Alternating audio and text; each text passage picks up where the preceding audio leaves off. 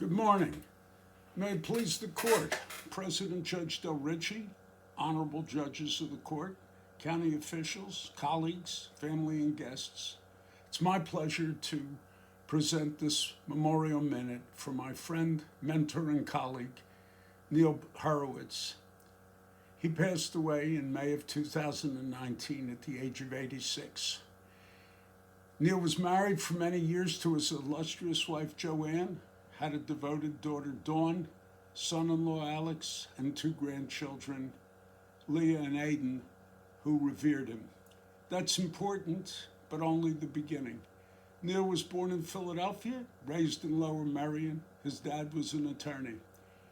Neil went to Penn, where as a varsity fencer, he was already training for a career in family law. After graduating Dickinson Law School, he began practicing in Montgomery County in 1960. The bar was a lot smaller and different then, very regimented, very stratified. A few years later, Neil formed a partnership with Jack Runick and Milt Moss. They practiced civil, family, and criminal law. One of their hires was a kid named Manny Burton, who started practicing family law. Ultimately, the firm broke up when Milt Moss became a judge. Neil formed another firm and hired another kid, Gordon Mayer, now one of our equitable distribution masters. I first saw Neil at work in the early 70s. Before court, we law clerks convened and would talk about and decide which lawyers we were going to watch try cases that day. There were some excellent choices, and Neil was one of them.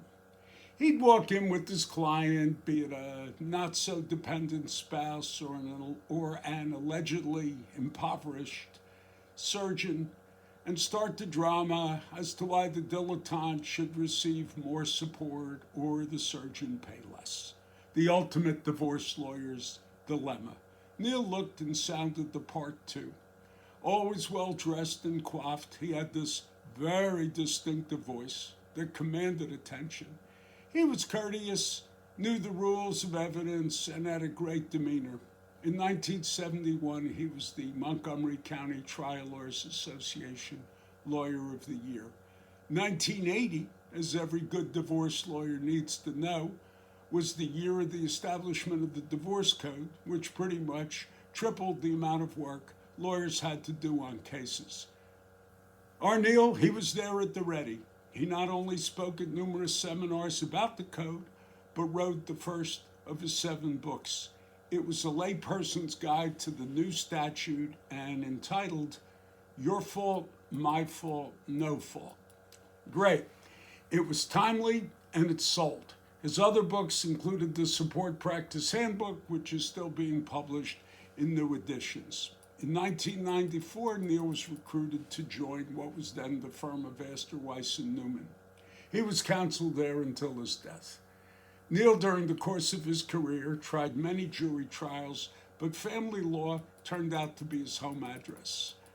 He was active in the Pennsylvania Bar Association Family Section, and he was president of the Pennsylvania chapter of the American Academy of Matrimonial Lawyers. Neil didn't miss a professional beat. He was also a charter member of the Doris Jonas Freed Inn of Court and a governor of the American College of Trial Lawyers. Neil was, in current parlance, very cool.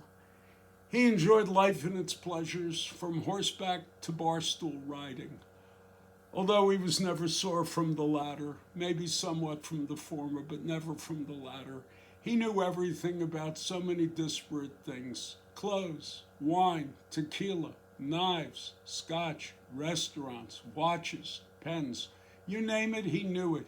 He had such gusto about what he liked and very great observations about what he didn't. And he was funny. As Joanne says about her guy, no one was a stranger. So true. There was no one with whom he wouldn't speak. Waiters, taxi drivers, courthouse denizens, and habitués of wherever he was. He'd engage them, tell them a joke, and they would be his. He didn't have to be urged on, sometimes urged off, but not often. I played second banana to him for years and loved it. His friends were all unique and loved him, even when he arrived at his 60th birthday party in a nun's habit and ordered drinks for everybody within shouting distance. Most of all, I admired Neil's character. He was kind, loyal, and a true friend. And he took pride in his friendship, and he took pride in his friends. He was generous to a fault. So many times we spoke about how a client or judge or lawyer, or all three, and it was generally all three, were giving us a hard time, and without fail. He'd say, "Let's get dinner." I went. And we always had a good time, always talking about the work and his interests. Fascinating man.